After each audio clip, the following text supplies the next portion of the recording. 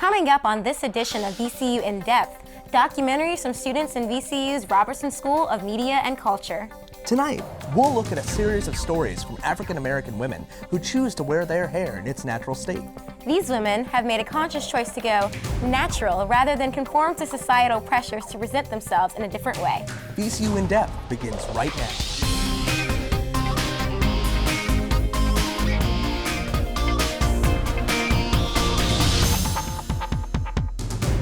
Hello, and welcome to this edition of VCU In Depth.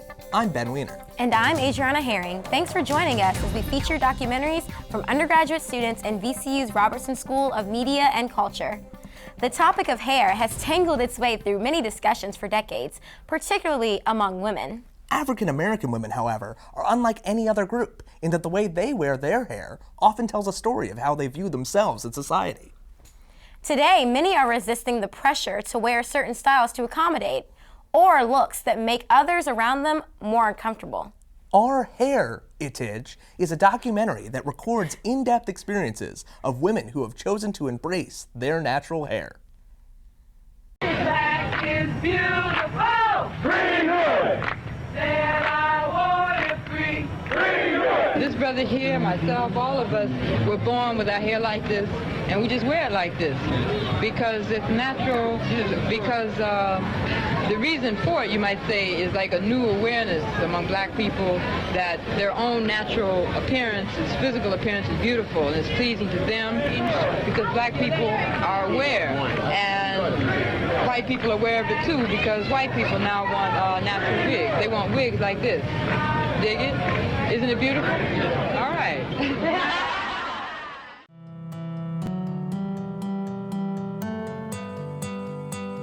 I think it's long overdue. I think it's very long overdue. I think that it never should have taken a step back from the 70s. It should have just continued to boom.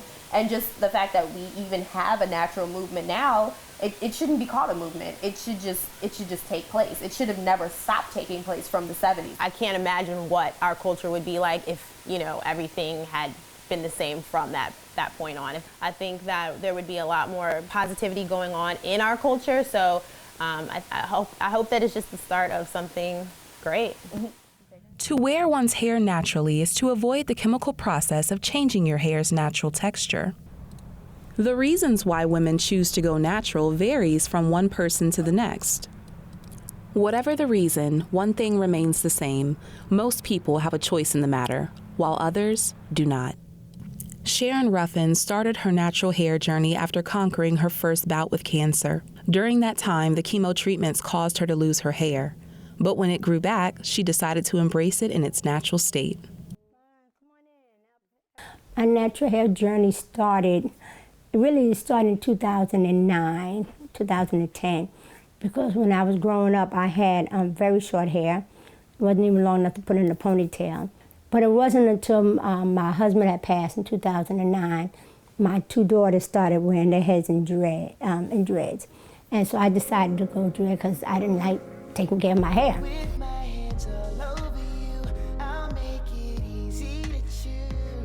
Even though I'm a stylist and I've been doing it for years, what really got me natural is my mother, my sister, my two aunts. They all were in swim classes. They started swimming, they all went natural, and I was basically jealous that they got to get in the water and swim and I couldn't, because then I'd have to blow dry, condition, and every day. And sometimes they would go 2 and 3 times a week to swim lessons. I actually went natural by default. My mom went natural first. She just decided, I'm not gonna do any more perms. And then my sister decided, me too. And then before I knew it, it'd been like 9 months. And I was like, I haven't gotten a perm in like a year. What's going on? But I just left it alone because it just started curling up. And I was like, this isn't so bad. My sister was like, just put some water in it. It'll just do its own thing. You just let it be. I'm like, let it be. Okay, we'll let it be. And then it did what it did, and now here we are. And then I went and chopped off like most of it. So I have an undercut now, but I love it. I stopped getting relaxers, I'd say the summer of 2009. And really what sparked it, I had a little bit of hair loss in the crown of my hair. And when I saw that breakage, I was like, I can't do this. And plus I had been, looking at some of the women on television and in magazines and things like that. And I always wanted to try that natural look, but I just wasn't sure how it would look on me. My decision to go natural and stop perming my hair was a decision about health. I felt like when I went to grad school, I just became healthier. I made better choices in my diet and exercise, and I simply did not want chemicals in my food, and I didn't want chemicals in my hair either, right? So that was a health turn. It wasn't that I read, some radical piece and I was like, oh man, I'm about to go natural and I'm going to cut my hair off and I'm going to do this. I definitely did not have that kind of a moment. It was just a choice of I want to be healthier, and I think that this will make me just an overall healthier person. I felt like I was wasting so much of my time in these beauty shops. I remember once I went to the salon that I had been going to on a regular basis, and I was so dissatisfied. They had booked too many people, and we were waiting and waiting and waiting. Now this is 3 hours, this is going on 3 hours, and I'm still under the dryer. So I really got upset about that. So I took the curlers out and sat in the chair and told the beautician to give me that comb, give me cream, give me something to put on my hair. And I curled it. And she said, oh, so you curl your hair yourself? Oh, you're doing a nice job. This is great. Oh, it's beautiful. And I thought, how dare you say that to me when you should be doing this, but you're standing here. So give me that. Give me this. I used their products, curled my hair. And when I got ready to leave, she was telling me how much they were charging me, and I will not pay you that. I will give you $10. Because that's how much I think this is worth. Have a good day. I won't be seeing you again. And I walked out and felt so bad. I felt so bad that I did that, because I did need to go back, but I was embarrassed, so I didn't go. For many women, returning their hair to its natural state is often a journey of self-exploration, self-awareness, and self-love.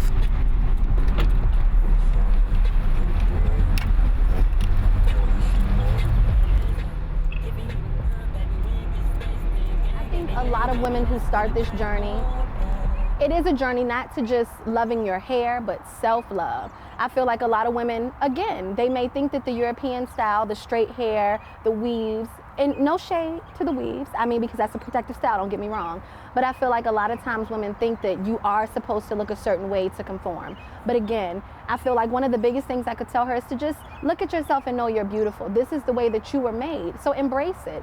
Everybody has a different texture, everybody has a different length, and I just think the biggest thing is finding what works for your hair and moving forward with that.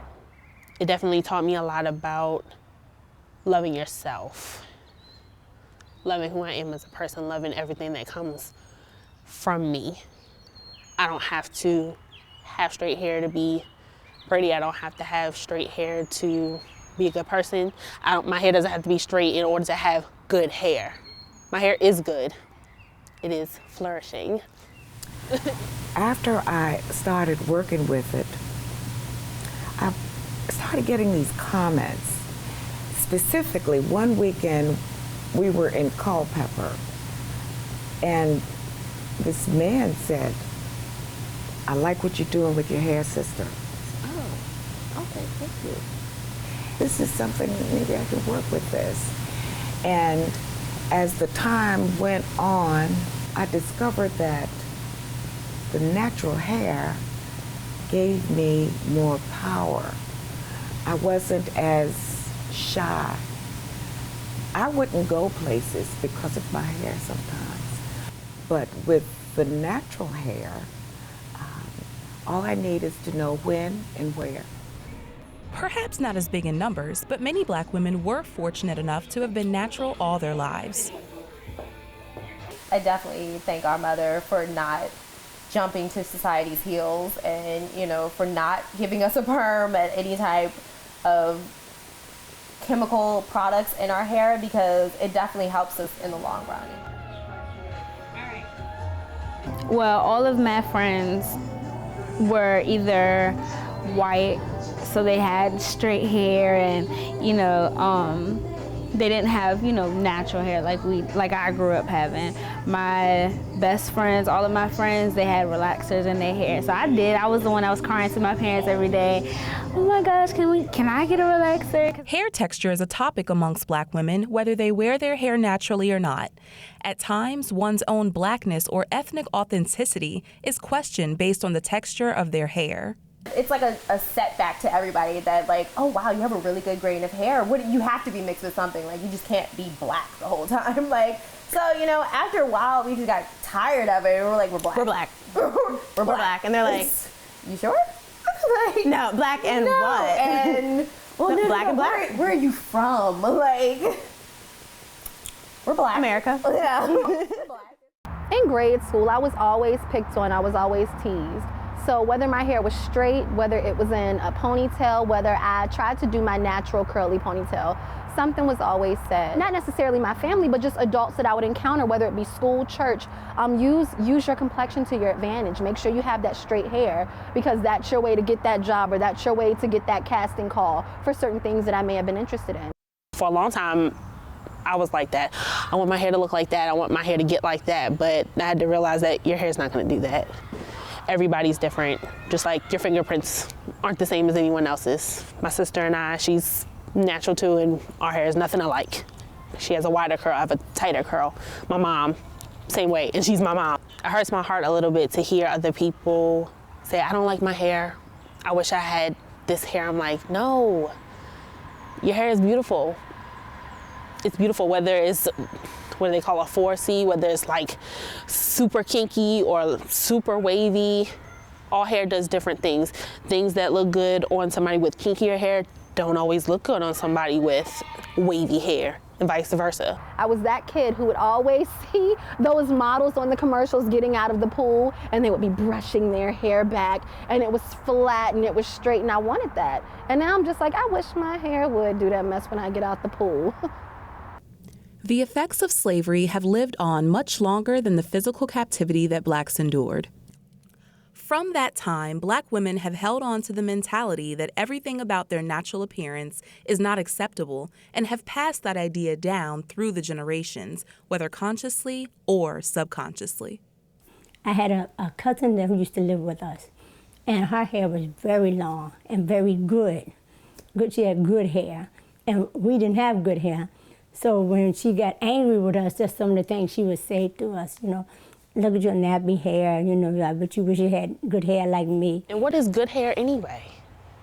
Hair is hair. The hair that grows from your head. How is that not good enough? I always would look at certain things that it went back to slavery, or the mentality that was,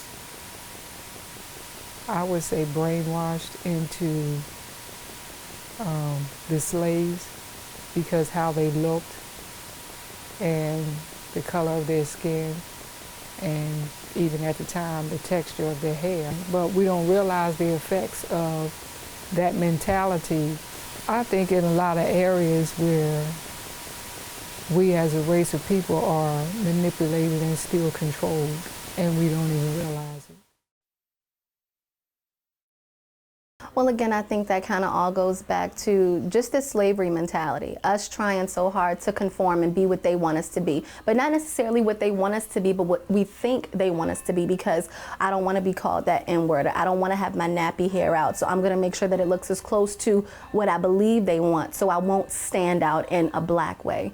So I feel like a lot of the Black men and women who I guess in some ways may feel ostracized about having that natural hair, I think it's just because of how they were brought up, thinking that we have to look a certain way.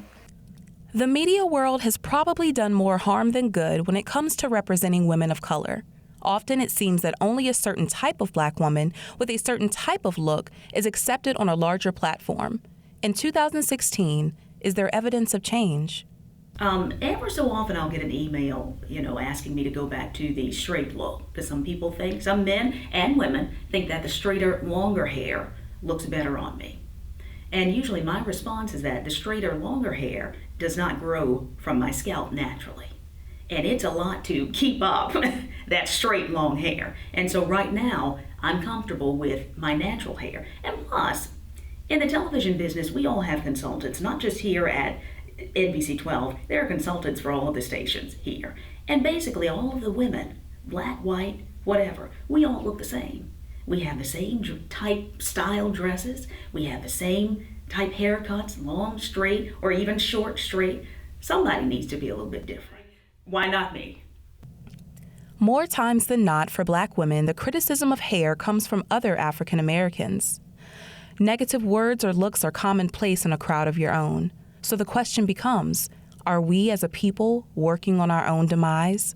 Again, I haven't received a lot of negative emails at all, but I remember it was one email, and it was from a gentleman who said that he and his family didn't think that that was perhaps the most professional look, and that it would stop me perhaps from moving on up in this career. Well, first of all, sir, you're not in this business.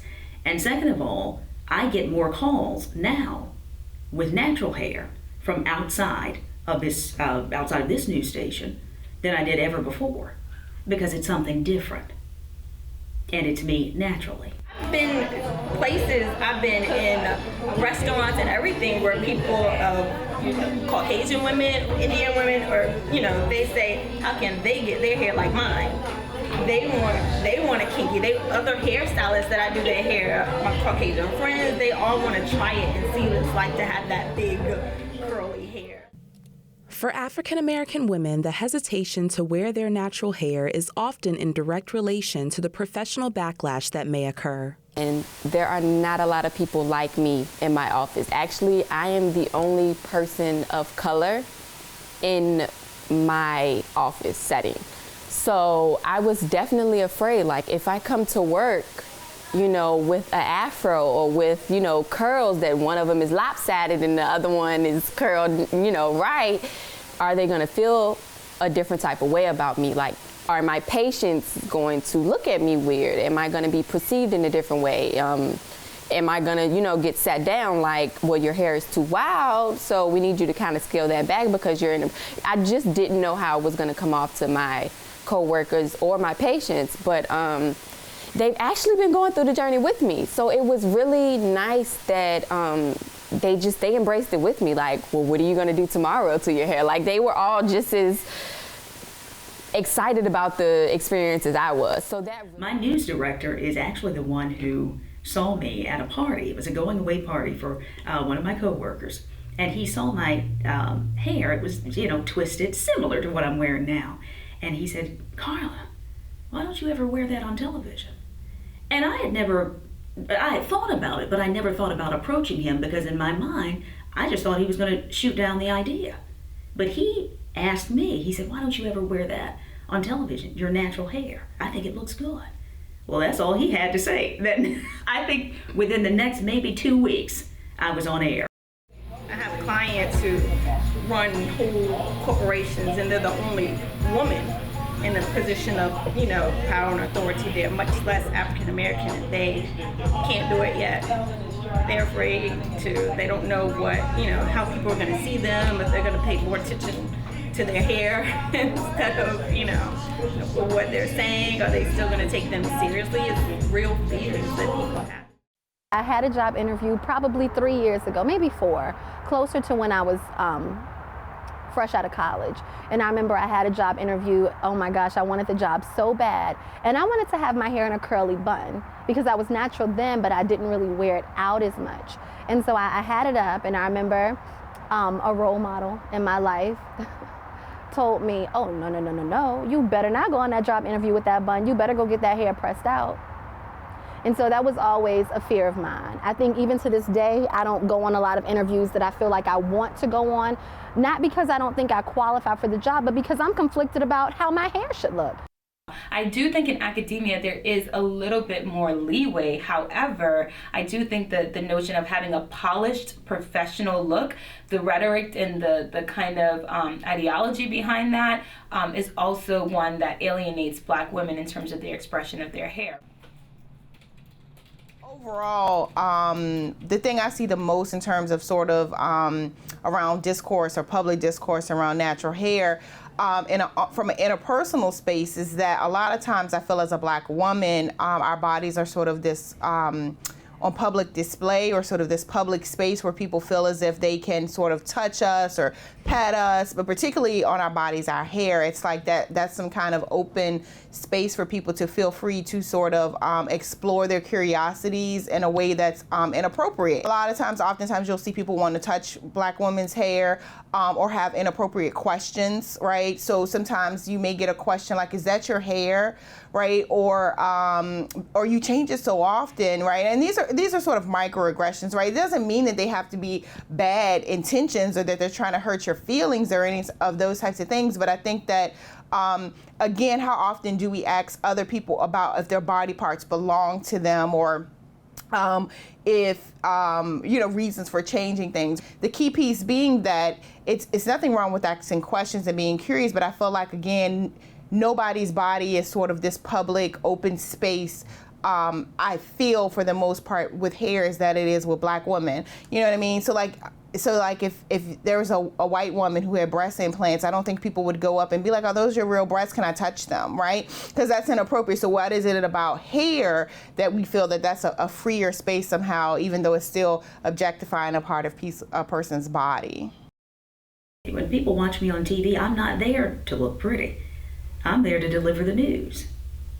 And you take it or leave it. That's what I say. I'm not here, and that's usually what I respond, especially to the men that email me. I'm not here getting paid to look pretty for you. I appreciate you thinking. I appreciate you thinking that, but that's not why I'm here. I'm here to deliver the news. And so, you have to tap into what you know, because we all have a gift. You have to tap into what makes you special and be happy with that. I think it's a larger issue about the ways that women's bodies are policed, right? The expectation that you got to wear Spanx, you got to keep it in, you got to, it's always about disciplining your body and maintaining it in a particular way that is contained, right? And I think Black women, it becomes even more evident because of the language around their hair. And I think definitely in our community, it's certainly more heightened and even more policed. Natural hair means that a hair has not been treated with any chemical relaxers. An afro, that small or voluminous halo of highly textured hair that floats above some Black women's scalps, does not mean that she's about to set off the revolution. There is nothing dreadful about dreadlocks. They're also not a sign that someone sells or smokes marijuana. And by the way, they're locks, not dreads. And a Black woman who chemically straightens her hair is not trying to be white. When in doubt, of course, the best course of action is to understand a Black woman by what's in her head, not what's on it. So right now, this is what natural is to me. No wigs, no scarves, natural. I dreamed the other night that I was high on a cliff, and guess who was on my right? My hair is beautiful. My hair is unique. My hair is transitioning. My hair is bushy. My hair is amazing. My hair is curly. My hair is temperamental, but I love it. My hair is authentic. My hair is kinky. My hair is very complex. My hair is nappy. My hair is poetic. My hair is spectacular. My hair is my freedom. My hair is unashamed. My hair is everything. My hair is me. My hair is free. But I was wrong. The perfect storm came, tried to get me up. I wouldn't move. The wind sold me the sun. stubborn, it's hot as hell. I should've jumped with you. I'm Bill Oglesby, an assistant professor at VCU's Robertson School of Media and Culture and the instructor for the documentary class. With me this evening is Crystalline Macklin, who produced the Our Heritage documentary. Love that title. All right, Crystalline, I want to make sure, first of all, that everyone understands that you were in no way forced to do this on your own, that it was your choice to do this solo rather than as part of a team. So in the immortal words of Jay Leno, what were you thinking? Well, have you ever wanted to make history? I don't know about you, but there is a part of me that always wanted to do something to just challenge myself and something that I was afraid to do alone, but also do that. And from what I understand, I am the first female to ever work on this project alone while doubling the time. So I wanted to just put the pressure on myself to do something that I thought I was not capable of. So what specifically inspired you to tell this story or have other women tell their stories of going natural? That's a good question. For me, it was very important to just kind of bring awareness to a subject that a lot of people aren't familiar with and that a lot of people are actually living with but not talking about as much. I feel like our country, while we've come a long way, we still kind of have these limited views of what beauty is and how we just display people. And for me, I thought it was very important to just kind of show other little brown girls that, hey, there's somebody out here that looks like you, and just inspire them to be who they are. Well, I guess this is a topic that would resonate with most African American women? I would say so. Definitely for me. This was a journey that I started once I had a daughter of my own. And I thought, you know, if I want her to accept everything about herself, then I want to model that in front of her. So this was how I got started with all that. Well, what was the overall experience like for you of producing this? Would you do it again? Absolutely. I would not have been satisfied if I didn't work on it by myself, only because I was so passionate about it that I knew if I don't do this, I'm going to always wonder what if. So looking back on it, as challenging as it was, I would do it all over again. Okay. Well, I appreciate it, Crystalline, and thanks for a lot of hard work. Thank you. Crystalline Macklin, who produced the Our Heritage documentary. Thanks, Dr. Oglesby, and all of the documentary students. That does it for this edition of VCU In Depth, and thank you for joining us. I'm Ben Wiener. And I'm Adriana Herring. From all of us at VCU In Depth, good night.